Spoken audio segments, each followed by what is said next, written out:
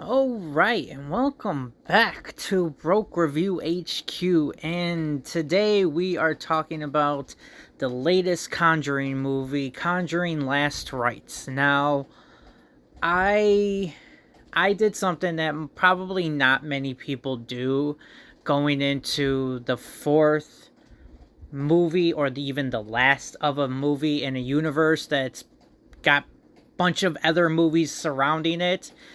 But I went into the Conjuring movie not actually seeing a Conjuring movie from start to finish. I've seen reviews about the movie, so I know about the story and I know some of the characters. But as actually watching the movies and seeing them, I have not done that. I have not seen any Conjuring universe movies at all. So I kind of went into this movie not knowing how to compare it to if it is a good Conjuring movie or if it's a bad Conjuring movie. It's more I went into this movie as seeing it as a movie per se. I wasn't looking at it in any other way other than did I enjoy this movie. And I will say, for me not really knowing much of the movie or not seeing the other ones and not knowing much of those, I know some pieces here and there. I don't know all the pieces, but it wasn't bad. It was okay. But we can get into that when we get into the pros and cons. But yeah, I went into this movie not seeing any of the other ones and just watching reviews on them so I could get at least an idea of what the movie was.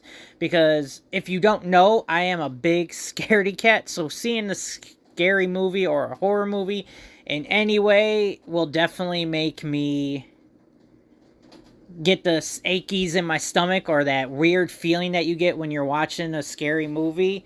That's the feeling I get almost the entire time watching a horror movie. Unless I have seen it or I know enough about the movie where I know the whole point of going into a scary movie is for all the scares and the jumps and stuff. So, but yeah, I am a big scaredy cat. If you even watch my gaming channel, you will see that even playing Resident Evil at times gets me jumpy. And there are times where I scream probably like a little girl. Most likely. But yes, so this is the first Conjuring movie I have seen, and it starts off with a somewhat flashback as Ed and Lorraine are brought to this antique store to help this woman out who I believe it was her grandpa, was seeing things and hearing stuff, and it ended up driving him to the point where he ended up taking his own life. And as this woman is clearing out all this stuff of her grandfather's or her father's, she starts hearing the voices and starts hearing things and ends up getting a hold of Ed and Lorraine and telling them, hey, I don't know what is going on here, but like since then I've been hearing things and stuff has been happening and it's really scaring me, and it usually only happens at night about this time, and like I need help. I'm freaking out and it's scaring me. And at the time, Lorraine is pregnant with their first child, and they go into this and see the mirror that this story is basically going to be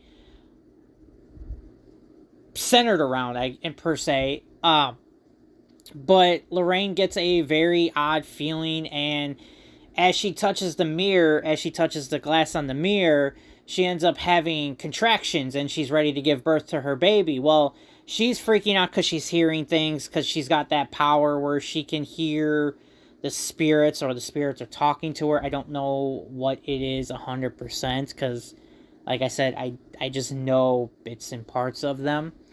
But yeah, she's going into labor, and they end up driving away terrified of what happened, of this whole situation. It was a very scary moment. She gives birth to their baby Judy, and at first she comes out dead. She's just not there.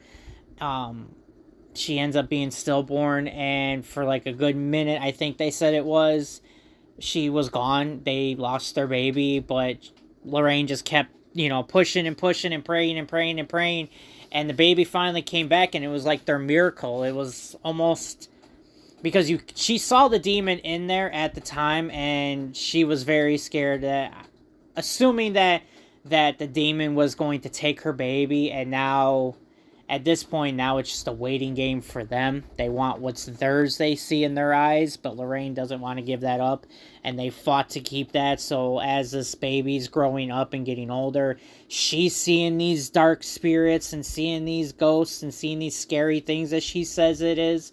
And Lorraine has her sing a song that's supposed to help her not see these visions and help her block out all the scary things. And for most of her life, that ends up working out until we get to this movie that makes it a whole lot worse for her to hide them. We run, after all of that, we get to run into the Smurl family, who are living in Pittsburgh.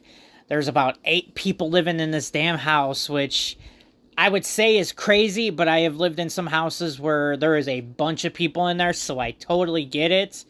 Hopefully they have more than one bathroom, because having one bathroom in a house full of a bunch of people is a damn nightmare. Even if you have 2 bathrooms and the other one is out of commission, it sucks trying to figure that out. So hopefully they had 2 bathrooms with all this. And one of the girls has her christening, I believe it is, and she gets this mirror that we saw in the beginning at the antique store.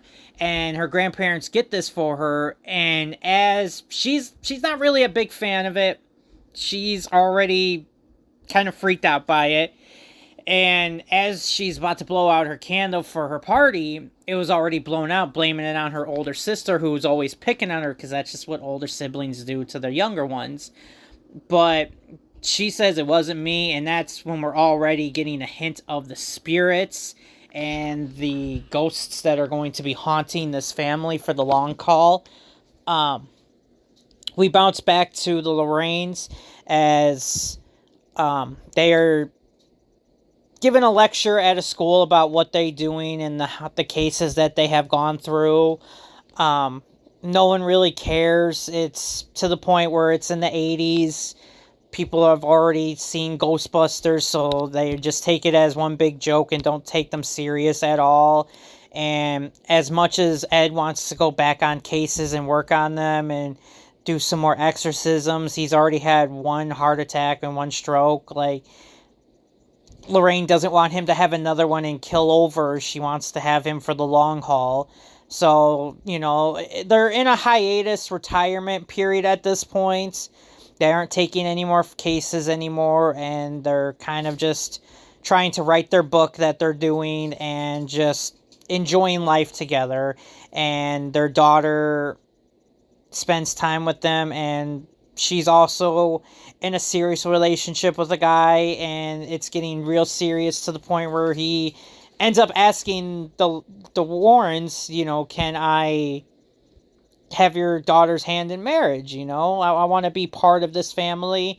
And Ed's kind of skeptical. He's like, you know, we're not a normal family. You know, the type of stuff that we do you know what you're getting yourself into? And even Lorraine questions him about it, like, do you know exactly what you're about to get into? Like, how much do you know about us? And are you willing to take that risk? And he even tells him, you know, as soon as I met her, like a week later, I bought the ring ready to have it. And yes, I know we've only been together 6 months, and I know it seems fast, but I just love your daughter so much, and I don't care about any of that. I know exactly. I know enough about you guys to not have been scared off at this point. So, as he's talking to the parents, he ends up dropping the ring, and Judy ends up seeing it, and that's when he kind of proposes. They kind of give him the okay, like, well, I mean, you're kind of screwed at this point, dude. She already saw the ring, but we'll give you our blessing. And as I get Ed's point of view, because that's their daughter, and he even ends up telling him later on that, you know, we lost her. She was a stillborn, and by the grace of God, we're lucky, and she ended up coming back to us. And it's hard to give up my baby girl, because I still see her as that little baby that came back to us after being gone for a minute. So no matter what, like, I'm always going to see her. And I feel like that's probably every father when his daughter tells her, this is my new boyfriend, girlfriend, my new significant other who now will be taking care of them instead of the parents. It's a hard thing to do, to let your baby now be part of a new family. It's very hard. And as all that's going on, dealing with the family and their trauma, or not their trauma, but their drama, we get back to the Smurl family as they're dealing with all of this horrible stuff as the girls end up taking the mirror and throwing it out because they're sick of it. At this point, they don't want it anymore in the house. It's already creeping them out. And by doing that, it actually made things a whole lot worse. The spirits and the ghosts are now taking full effect and are now really torturing the hell out of this family. The one girl gets chased by this man with an axe who's creepy as hell looking, almost a Joker hillbilly looking like guy here. One of the younger sisters ends up running into this old creepy ass lady with the scary ass face, which if you watch that at night and it just pops up on your screen, like, that is just, yeah, that's going to scare the hell out of you too. The dad ends up getting levitated by another one of the ghosts. Apparently there's 3 of them in this house. And he ends up getting levitated and almost choked to death. Like, everybody in this family is getting attacked. I guess we don't really hear anything happen to the grandpa in this point. The grandma does get pushed down the stairs. And she's basically, her and the grandpa are taken out of the movie right after that. They're done after that point. Because, I mean, grandma could have died right there, you know. It could have gotten a whole lot worse. The dog knows something's going on, and they end up contacting the church and contacting the news and local TV stations just to get their story out there because they want someone to come and help them perform an exorcism or do something because they just want to get rid of the spirit and they're done with it. And as Judy's going through her dresses and looking at them, you get this kind of, I didn't know if this is how, when you're getting a wedding dress, you're in a freaking hall of mirrors like this. Like, it is a creepy freaking place to be. And that's when she starts seeing the spirit of this old lady, demon lady, that's coming and trying to get her back. And so she's freaking out about that. She's getting like this feeling where she needs to be somewhere and doesn't know why. And one of their former colleagues goes to Pittsburgh to help the family out and see what he can do. But as in doing that, he ends up bringing the spirits with him to the church to get approval of doing an exorcism and possibly getting a blessing from them or even getting help from them. But with all that going on, the spirit ends up getting a hold of him and ends up having him take his life. And so now he's out of the picture. And now Ed and Lorraine, as much as they don't want to get involved, Judy basically brings them into this. And she ends up going to Pittsburgh and figuring out what's going on with the family. That brings her parents in. And they don't really want to deal with any of this. But she basically tells her parents, hey, we got to do something to help this family. You told me that we don't run away. And I might not know exactly what you guys do or how you handle this, but we can't leave this family. They need our help. We gotta help them. So they end up helping the family out, doing what they can, you know, staying over the night, just making it, you know, Ed tells the boyfriend, hey, we gotta make it seem easy and relaxing and not stressing everybody out because this is a scary time, but we're trying to not think about that and we're trying to just focus on the positive because the spirits focus on your fears and trying to turn your fear against you and make you do things you're not ready for or even take a hold of you.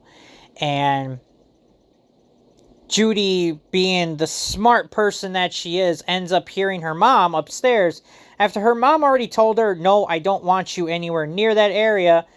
I don't know how you missed your mom and dad being outside and you didn't see them go outside at all. And so she does the smart thing and ends up going upstairs and then goes up to the attic. Then she runs into the mirror. And with her touching that, obviously that ends up screwing her up. And that was basically the spirit's way of getting into her and being able to take control of her eventually, kind of wearing her down essentially and slowly taking control over her. And Lorraine's not sure what's wrong with her daughter. Ed and the dad and the boyfriend end up taking this mirror out of here.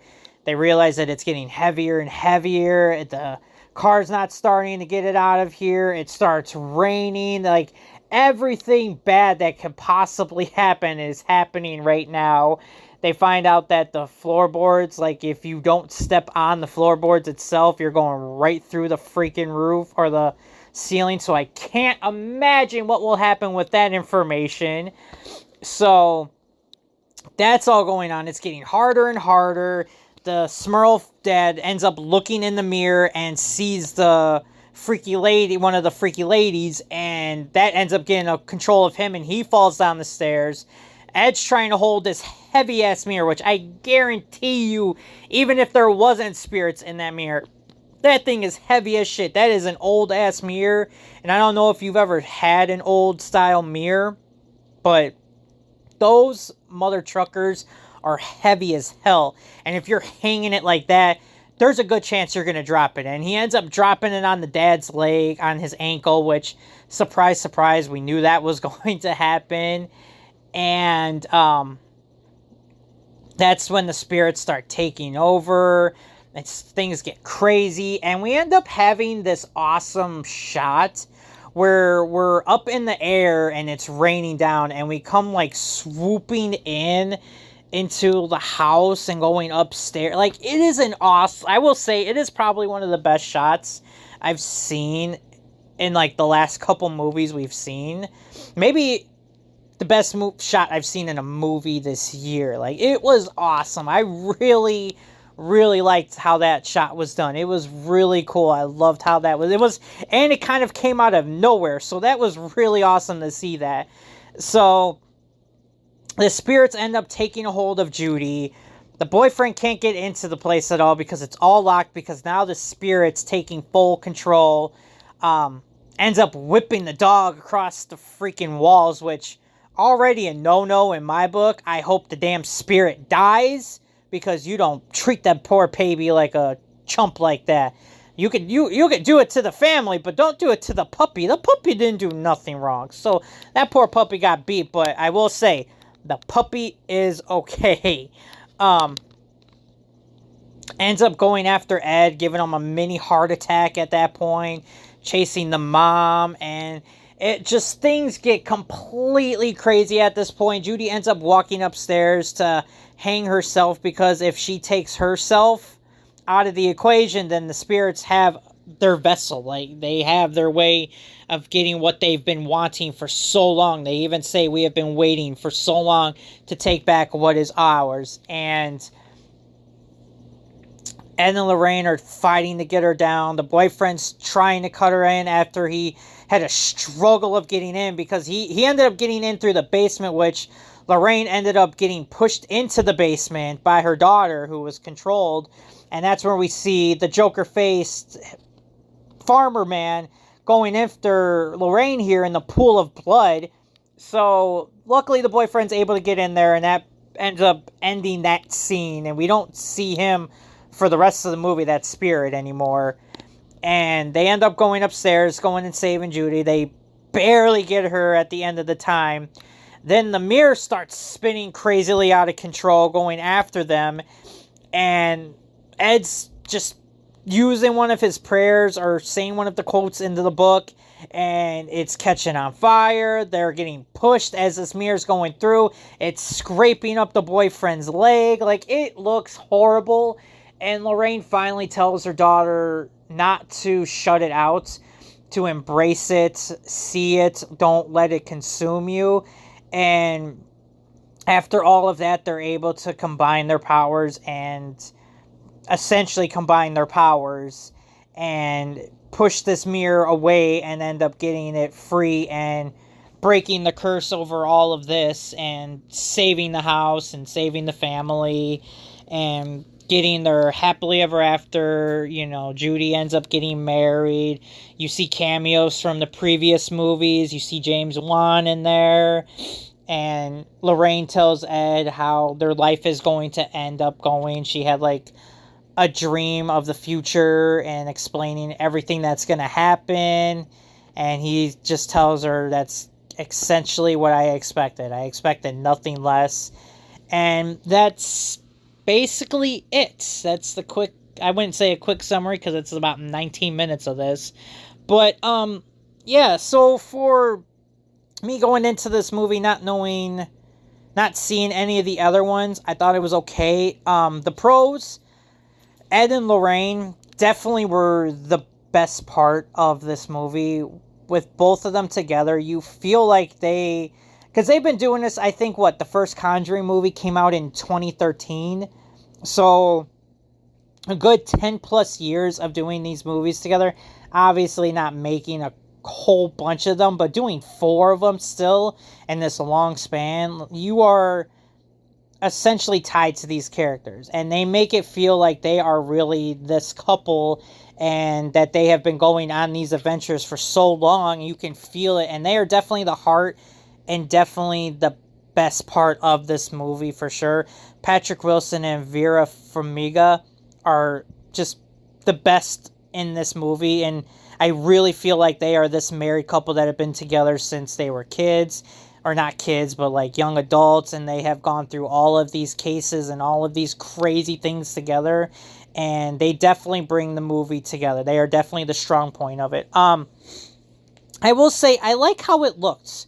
I know it didn't really necessarily look like it was in the 80s, but it definitely had like a feel like it was in the 80s. I could feel the 80s feeling in it. It didn't really have like a filter or anything like that to make it look like it, but I definitely felt like it was the 80s. I could believe, I was never thought of like, okay, this feels more like it's in the 90s or something. This doesn't feel like the 80s.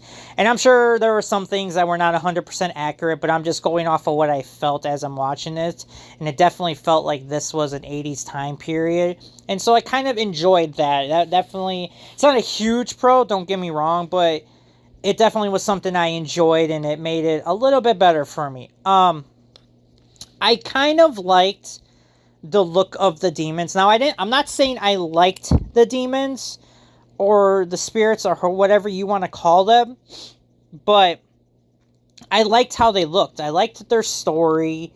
I liked the Joker-looking farmer guy who went crazy and killed his wife and his mother-in-law. I liked how the older lady looked. She looked creepy as hell. His wife, not super scary looking, but she definitely had a freaky part to her. He was definitely him and the mom were definitely the scary looking ones, but I definitely liked how they all looked. They definitely had a presence to them. They weren't essentially so good if you think about it, but I just liked how they looked and their story. And I liked the Warren family. I liked anytime we got to be with them and seeing them accept that they have to let their daughter go and that they can't protect her forever from every bad thing that's going to happen, and that the boyfriend will be there to protect her, and that he kind of bonds with Ed after telling him his story about why he quit being a cop and how he basically should be dead and that he shouldn't be here now and he's a dead man walking. So he's almost like a perfect pair for Judy, and I just loved how the family seems so close, but yet they also are far away because they don't want to tell each other the thing that's going on. You know, the daughter doesn't want to share with her mom that she's seeing these visions and they're getting worse and worse and worse. And mom wants to shield her daughter from all the scary things and doesn't want her to be part of the life that they had. Ed doesn't want his family to worry about his heart and scare that, you know, he might croak over anytime soon. But I just loved how they did feel like they all loved each other and how they would do anything to protect each other. And I really enjoyed the Warren family overall. The cons, speaking of the Warren family, I didn't really care for the Smurl family. I mean, they seem generic. You know, you had the siblings that fought with each other, and then two younger ones who would play, and like I just feel like they didn't really bring anything to the table. Other than the dad trying to help Ed carry this mirror out, they were essentially useless during that whole thing. They almost didn't even need to be there for the final act. They could have left easily, and no one would have even realized they were there to begin with. I don't know. I just felt like when we had to go to them, it definitely threw off the pace and made it drag a little bit. It almost felt like that first half of the movie was slow, and just it felt like it took forever to get to the build up and to the spirits finally causing havoc and everything. I don't know. I didn't really enjoy them too much. And then people making dumb decisions. There were just times where people are just doing stupid things and not realizing maybe I shouldn't be doing this. Like Judy going into the upstairs after her mom told her not to go up there. Like, how did you not know your mom was outside? And why would you go upstairs? And your mom's not answering you, so why would you continue to keep going upstairs? And then her hearing the little girl in the bedroom. No, she's not in there. And then you see Annabelle in there. Why are you not leaving? You know that doll's going to get up and do something to you. It just... I don't know. It just felt like there was a lot of dumb decisions. And I get that's what happens in a horror movie. But I feel like with some characters making dumb decisions, it almost was stupid because you knew what was going to happen. The dad looking in the mirror when Ed tells him, don't look in there. That's what it wants. Why would you do that? That's why we covered the damn thing up. Don't look directly in it. That was your own fault. And then you being scared and you falling down and getting hurt. That is your fault. I mean, I can't feel bad for some of the people having stuff happen to them because they made stupid decisions. When they should have been smart because they knew the situation. I mean, I get it. There could have been other ways around of how to get to that point. But whatever. And then the scares felt very predictable. I don't know if it's maybe now I'm getting accustomed to jump scares, but there was I will say this.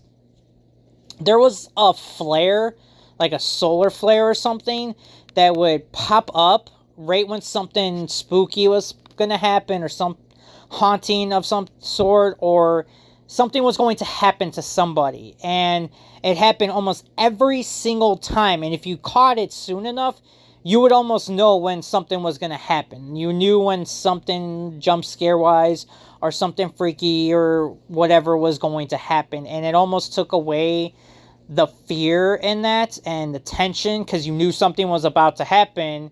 And the music stopping and it just being dead silent, it just made it too predictable for me. And for someone who is a big scaredy cat, I didn't say I was very scared with the scares in this movie. I didn't feel much horror in it, which is kind of a shame for me. But I mean, overall, I can't compare it to the good parts of the Conjuring universe or a bad Conjuring universe movies. So I kind of give it a middle of the road, and I got to give it a C+. It was enjoyable when it was dealing with the Warrens and when they got to deal with the ghosts at the end and the spirits. But then when we had to deal with the other family, I just didn't care. And then with it being predictable, it made it even worse. So, yeah, I mean, if you've seen it and you like it, tell me how you feel. Does this compare to the other Conjuring movies? Is it good? Is it bad? Is it in the middle? Let me know.